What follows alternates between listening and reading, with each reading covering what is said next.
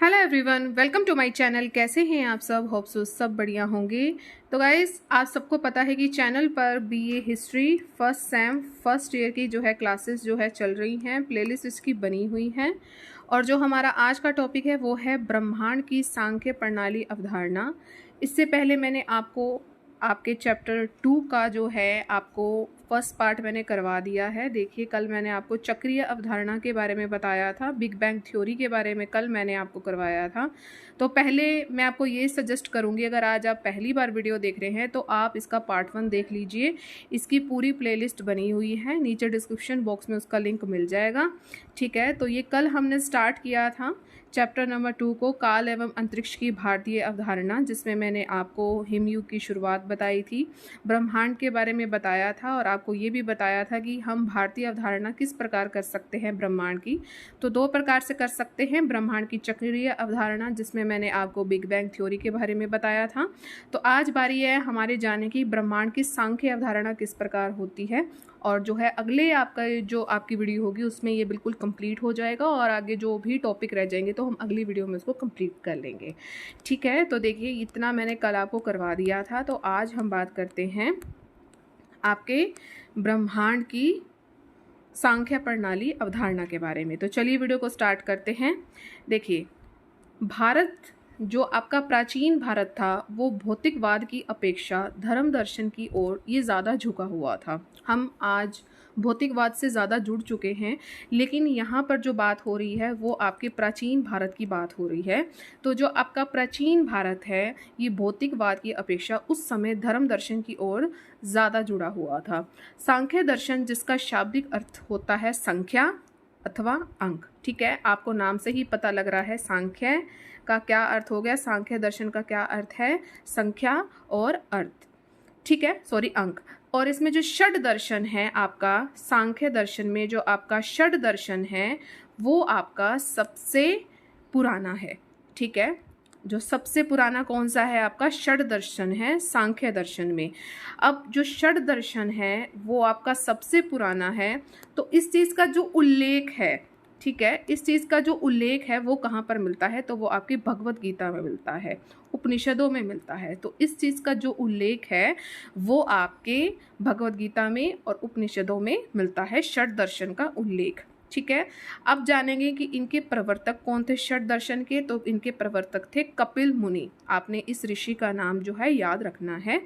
और एक खास बात है इस सांख्य दर्शन से, ये जो सांख्य दर्शन है आपके जैन धर्म से भी संबंधित है। तो इतनी चीज़ें जो हैं आपको सांख्य प्रणाली या सांख्य दर्शन के बारे में जाननी ज़रूरी है। इसके जो मूल तत्व हैं बच्चों, इसके जो मूल तत्व हैं वो है 25। ठीक है, 25 आपके मूल तत्व हैं और इसमें आपको पहला तत्व ही जो है याद करना है और यही आपका मेन है। तो जो आपका पहला तत्व है वो है प्रकृति। अब जो प्रकृति है आपकी, वो जो द्रव्य है मैटर, ठीक है, जिसको आप इंग्लिश में मैटर कहते हैं, इससे है। जो प्रकृति है आपकी वो किससे है, वो द्रव्य से है। लेकिन अगर आपसे ये पूछा जाए और आपको ये बात पता होनी चाहिए कि आपके मूल तत्व कितने हैं, तो मूल तत्व आपके 25 हैं। पहले तत्व प्रकृति है और जो प्रकृति है आपकी द्रव्य से है। ठीक है, तो इतनी बातें आपको पता होनी चाहिए। इस प्रकृति से क्या क्या उत्पन्न होता है, पुराने समय में क्या क्या उत्पन्न हुआ है, तो इसमें आपका जो है बुद्धि जो है इसमें सबसे पहले इसका उदय हुआ है। इसी प्रकृति से आपकी बुद्धि का उदय हुआ है। ये प्राचीन समय की मैं आपको बात बता रही हूँ।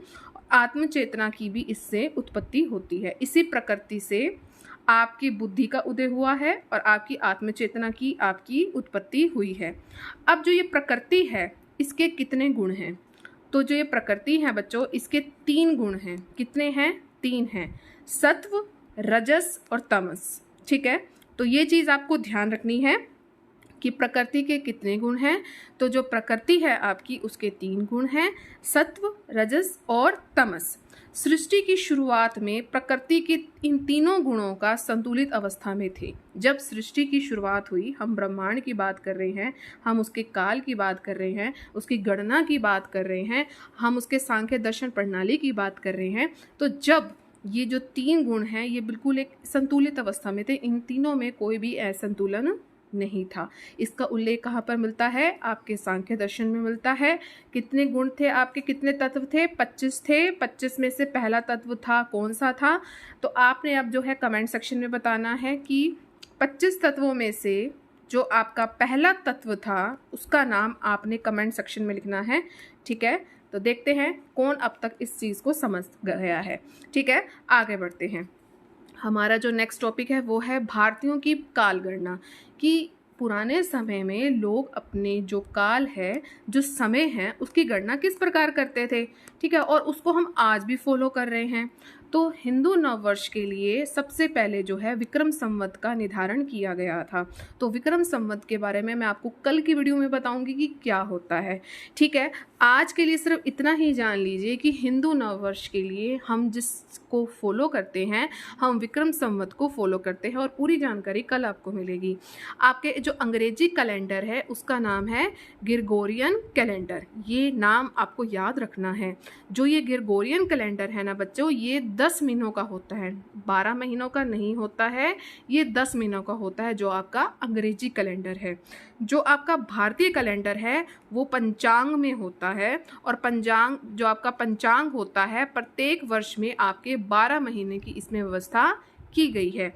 यानी कि अगर हम बात करें अंग्रेजी कैलेंडर की, तो अंग्रेजी कैलेंडर में तो आपके 10 महीने हैं, जिस कैलेंडर का नाम है आपका ग्रेगोरियन कैलेंडर, और जो आपका भारतीय कैलेंडर है जिसका नाम है पंचांग, इसमें आपके कितने हैं? 12 महीने हैं, और हमें 12 महीनों के सबको नाम पता हैं। ठीक है, तो इतनी चीज़ें आपको अब तक समझ आ गई होंगी। अब आगे बढ़ते हैं कि वर्ष की जो गणना है वो किस आधारित पर होती थी, किसकी गति से होती थी। उस समय जो वर्ष की गणना जो होती थी वो सूर्य की गति से होती थी, सूर्य पर आधारित थी। और अगर हमने महीने का निर्धारण करना है तो हमने चंद्रमा की गति को सबसे पहले देखना है कि चंद्रमा की गति किस प्रकार हो रही है। मतलब कि कब आपकी पूर्णिमा हो रही है, ठीक है, कब आपकी अमावस हो रही है, कब शुक्ल पक्ष है, कृष्ण पक्ष है। तो ये कल आपको जो है वीडियो में मिलेगा।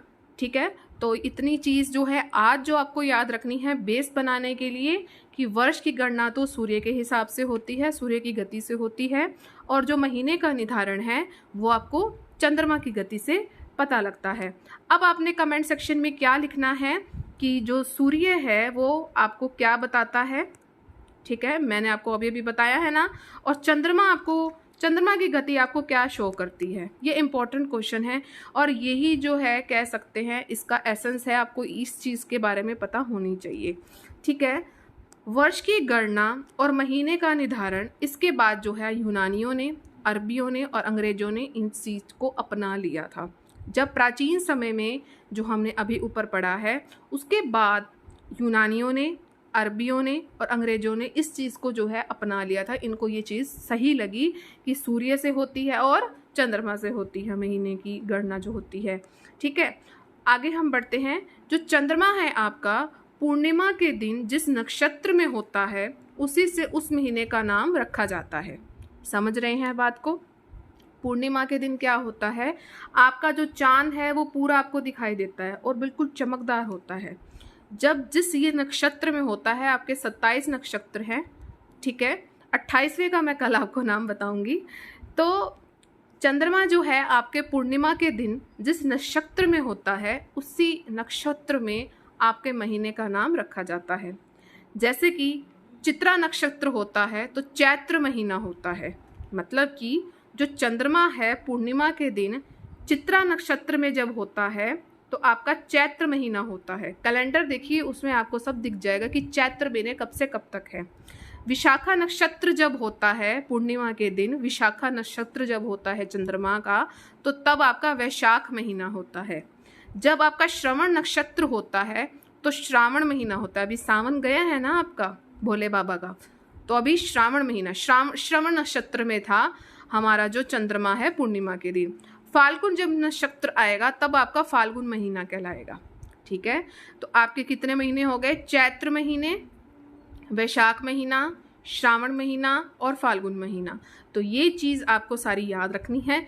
जितना आपको नोट्स में मैं करवा रही हूँ इतना तो आपने लिखना ही है, ठीक है। ये गुड टू इनफ है, लेकिन अगर आप इसमें ऐड ऑन करना चाहते हैं तो सेल्फ स्टडी तो आपको करनी ही पड़ेगी और अपने नोट्स में आप ऐड ऑन कर सकते हैं। आगे बढ़ते हैं। अंग्रेजी पंचांग में महीनों के नाम जो होते थे वो आपके राजा, रानी, देवता इत्यादि पर रखे गए हैं, जो अंग्रेजी पंचांग है, ठीक है। चंद्रमा का जो आपकी 12 राशियां हैं, 12 राशियां आपको पता होंगी, नहीं तो आपकी बुक में दी हुई हैं। तो चंद्रमा का 12 राशियों में 354 दिनों में भ्रमण जो है पूरा होता था, ठीक है। 12 राशियों में 354 दिनों में ये भ्रमण पूरा करता था चंद्रमा आपका। तो 29 दिन में क्या होगा, ये एक राशि का भ्रमण करेगा, सीधा सीधा हिसाब है। तो इसी आधार पर आपके 12 महीने बने हैं। 29 दिन में एक राशि का भ्रमण और 12 राशियों पर भ्रमण करना है तो 354 दिन लगे और इसी पर आपके 12 महीने बन गए। अब बात करेंगे हम विक्रम संवत की, कि विक्रम संवत की शुरुआत कब हुई थी। डिटेल में कल मैं आपको बताऊंगी। विक्रम संवत की जो शुरुआत हुई थी वो आपके विक्रमादित्य एक राजा थे, उनके समय में हुई थी। ऐसा उस समय क्यों हुआ था, क्योंकि विदेशी आक्रमणकारियों पर विजय के उल्लास स्वरूप विक्रमी संवत की जो है शुरुआत हो गई थी। विदेशी आक्रमणकारियों ने इन पर हमला किया था और उन्होंने उस पर विजय पा ली थी, तो उन्होंने उस समय जो है विक्रम संवत की शुरुआत कर दी थी। तो ये कहानी है, आपको पता होनी चाहिए कि कब शुरुआत हुई थी, ठीक है। और इनके समय में एक जो थे खगोलविद थे जिनका नाम था वराहमिहिर। कौन थे? वराहमिहिर, ये नाम आपको याद रखना है। ये राजा विक्रमादित्य के दरबार में थे और इसी की ही सलाह पर ईसा से 57 वर्ष पूर्व विक्रम संवत की जो है शुरुआत की गई थी। वेरी वेरी इंपॉर्टेंट कि आपके विक्रम संवत की जो शुरुआत है वो कब हुई थी, तो वो हुई थी आपके 57 ईसा पूर्व से। ईसा मसीह का जब जन्म आता है 0 से लेके आपके 57 वर्ष पूर्व में आपके जो है विक्रम संवत की जो है शुरुआत हो गई थी, ठीक है। तो उम्मीद है आपको ये जो आज इतना भी मैंने करवाया है ये लेक्चर आपको समझ आ गया होगा। कल इसके पार्ट को जो है हम आगे कंटिन्यू करेंगे और कल होप सो इस चैप्टर को बिल्कुल कंप्लीट कर देंगे। कल मैं आपको विक्रम संवत और शक संवत के बारे में बहुत अच्छे से समझाऊंगी कि एक्चुअल में होता क्या है और इन दोनों में अंतर क्या है। तो कल की वीडियो बहुत ही ज़्यादा इंपॉर्टेंट है, ठीक है। तो कल आपने बिल्कुल भी स्किप नहीं करना है और आज की वीडियो भी आपने आराम से दोबारा से देखनी है अगर आपको समझ नहीं आई है, ठीक है। हमने कॉन्सेप्ट को क्लियर करना है, रटना नहीं है। देखिए जितना मुझसे बनता है मैं उतना आपके लिए एफर्ट लगा रही हूँ कि आप इन चीज़ों को रटो मत, आपको वो चीज़ें याद रहें। इसके बाद ऐसे क्यों हुआ इसके, क्योंकि न्यू कंसेप्ट है एनईपी के तहत, ठीक है। तो हमने चीज़ों को रटना नहीं है, कोशिश करेंगे कि हम उस चीज़ के कॉन्सेप्ट तक हम पहुँच सके, ठीक है। तो चलिए मिलेंगे अपने नेक्स्ट सेशन में। Till then thank you so much for watching. Like share and subscribe आप ज़रूर कीजिएगा। सब्सक्राइब का रेड बटन आपने ज़रूर प्रेस करना है और ऑल पर आपने ज़रूर क्लिक करना है, ठीक है। तभी आपको उस चैनल पर जितनी भी नोटिफिकेशन आएगी उसकी जो है आपको टाइम टू टाइम मिलती रहेगी। चलिए टेक केयर, बाय बाय।